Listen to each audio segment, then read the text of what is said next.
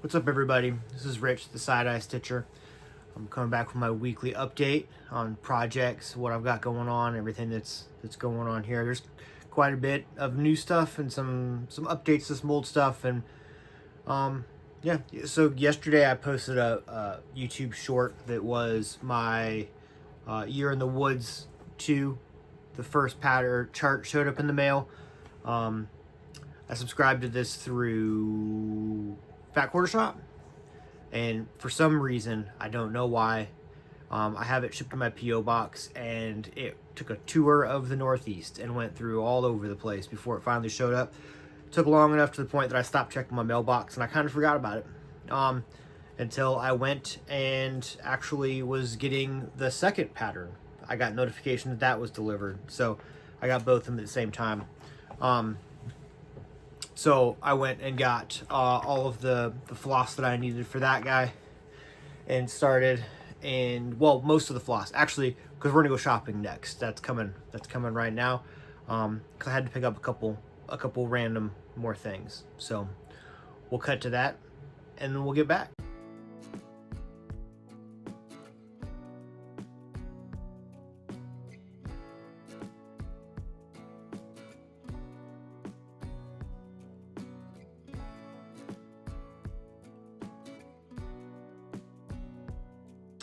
All right, we're back from shopping.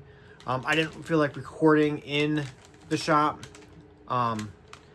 just because it was quiet and there was some little old ladies in there stitching, and I was just too excited to chat with the lady and get what I needed.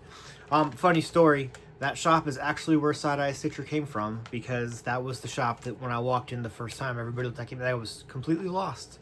But they recognized me, and they were super nice and super friendly. But I was able to get the DMC that I was missing for that pattern, and then I got some beautiful classic color works and Weeks dye works, the ones that are required for that, or both those patterns. I went ahead and got everything for both of them while I was in there. And that was fun. After that, I didn't record any of what happened after that, but after that, I also went to Halo Inspirations Quilt Shop in Williamsburg, Virginia, because I'm trying to accomplish my region's the annual shop hop, and that was my first stop. So I picked up while I was there. I'll get to that in the quilt section. So I got the wolf, which was the first one, and I couldn't wait to start stitching last night. This is going to be impossible to see, but I started getting the outline done there. This is on oatmeal 14 count Ada. I know that the chart calls for something crazy like 30, 36 or 38 or 40 count. I don't know. Something way outside of my comfort zone. I really like the oatmeal color. I love that. This is how a lot of the color on this is white. I thought that it would stand out nicely. Worst comes to worst, if I don't like it and it doesn't turn out right on 14 count, then I'll redo it on a different one and try my luck, see how that goes. But right now, I'm rolling with this 14 count oatmeal Ada. It's going really smooth, and I can't wait to keep seeing the progress going on that one. So that is a new start this week. Haven't made it very far. I started stitching on that last night. One of the other ones that I updated you guys on last week was the Child Mandalorian Amazon find. I actually made quite a bit of progress on this one, so I've gotten a lot of the outline of his little whatever you want to call that thing done, and I got a lot more of this done. I don't know what. Randomly, I started stitching, and like I got the hang of not having to flip and go back and forth, and it made it a lot easier, and something just clicked on this blue Ada, and it's not as much of a struggle. I think it was just because of how dense this dark orange was from last week. Like once I made it past that, it really got a little easier.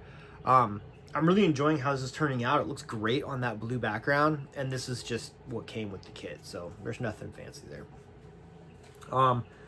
Also, an update from last week. This is the Visit Hyrule. You can barely tell I made any progress, but there's like I did all these stitches over here, which is quite a bit.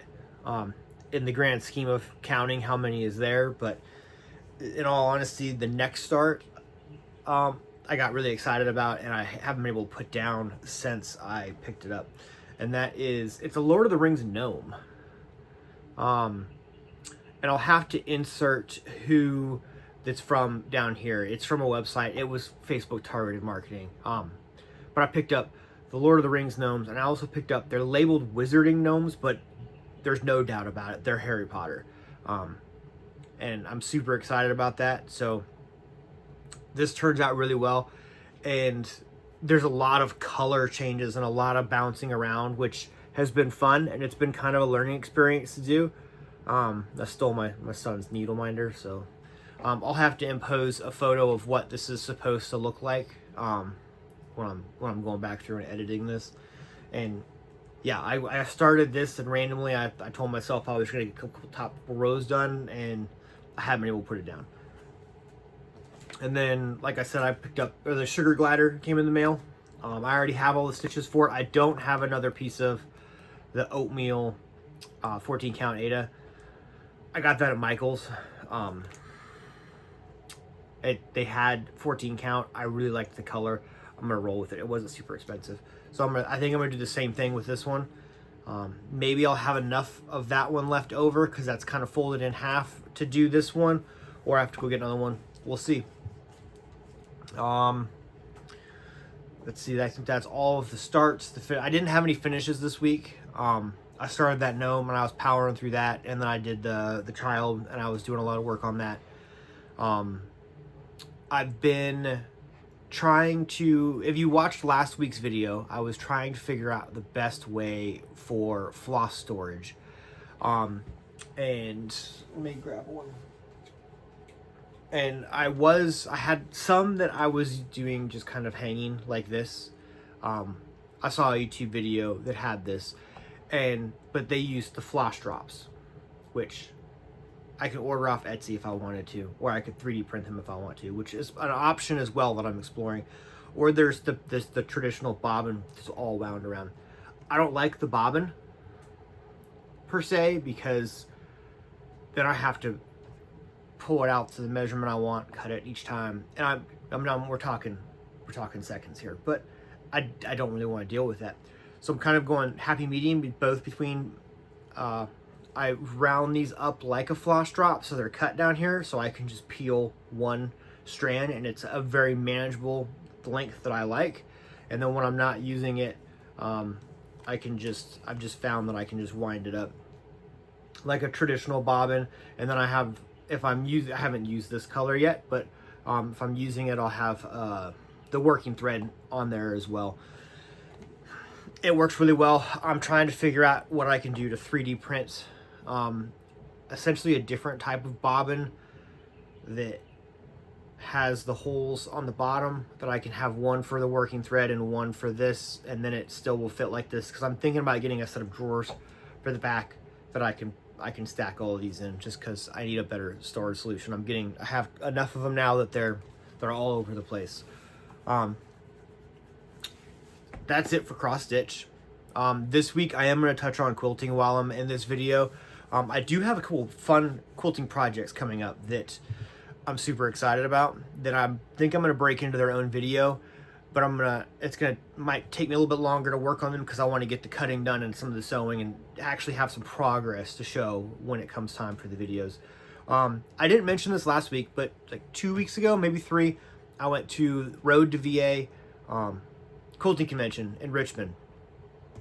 I went with my mother-in-law. It was a blast, and I kind of went in, I didn't really want to buy a bunch of fabric that I knew I could get locally, and I didn't really want to get a bunch of notions and things like that. But I saw this pattern, and I'm from Arizona. I'm in the Coast Guard, so I get moved around a lot, but Arizona is home. And I saw this, and there was no way I was not getting this. So it's an exploding hearts pattern, but it's got the colorway of the Arizona flag. I really hate this blue. I'm sorry, whoever designed this. Threaded lines, I'm sorry. I dislike the blue, and that was what the kit came with. I think I'm gonna go with like a sand like a light sand color, something that won't wash out the yellow, but it'll let the blue and the red still shine.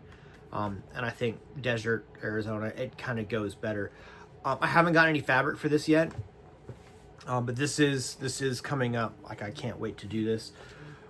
Like I said, I stopped at the local quilt shop today for the shop hop, and I picked up a giant stack of fabric. This is, I don't have the book handy, but the shop hop annual, the magazine comes with 5 or 6 different patterns in it that as soon as I opened it up, the first one, I was like, I'm making that. So I went into the quilt shop today and I handed him that and I said, can you please cut these? And this is what I got. So I'm excited. I'm gonna start working on this one hopefully this week, and we'll go from there. But that's a big one coming up. I'm still working on the Grand Canyon quilt. I got the top block done. I'll try and take a picture of that and I'll insert it so that everybody can see the progress is on that. It's a lot of strips and it's a lot of little pieces that need to line up to get the angles right, and it's taking time, and I want to try and get it right. So there's that one. The big project though, I don't have the pillow. I'll have to take a picture of the pillow and add the pillow in, because I finished that, my English paper piecing project that started off as just, hey, I want to try this, to let's make a pin cushion, to let's make a pillow. It turned out really well. I like it, and I really enjoy the English paper piecing. So I'm gonna do another project with that. I'm not following a pattern. I have a ton of solid color scraps, and I just want to use them.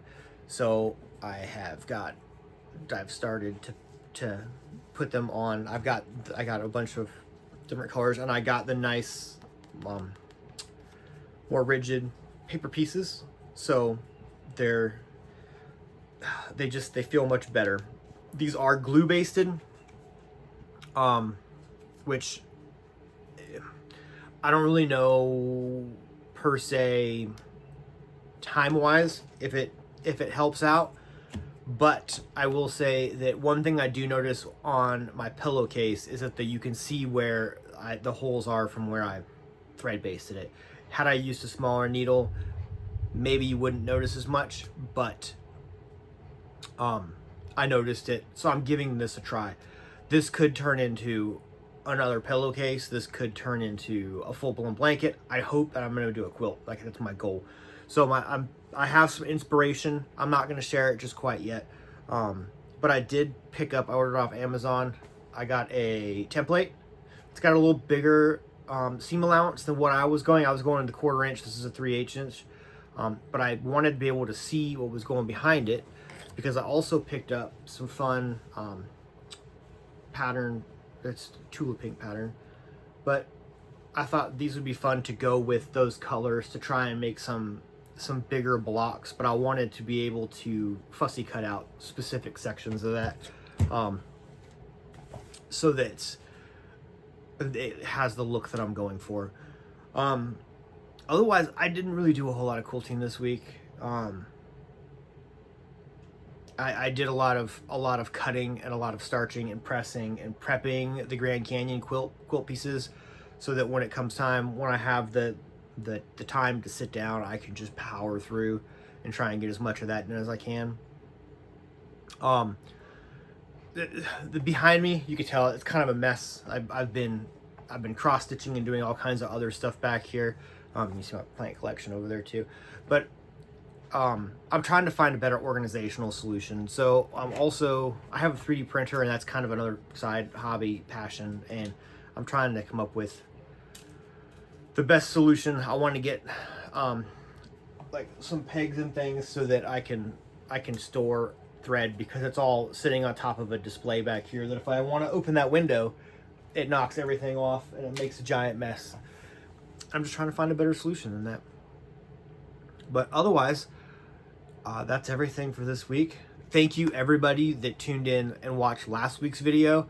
In all honesty, I was expecting to get 10-15 views and a subscriber or two, and it's blown me away how many views and subscribers I've gotten, especially the short that I posted yesterday. So I truly appreciate it. And I hope everybody gets something out of this. If there's something that you would like to see, just let me know. And otherwise, I'll see you next week. Thanks for tuning in.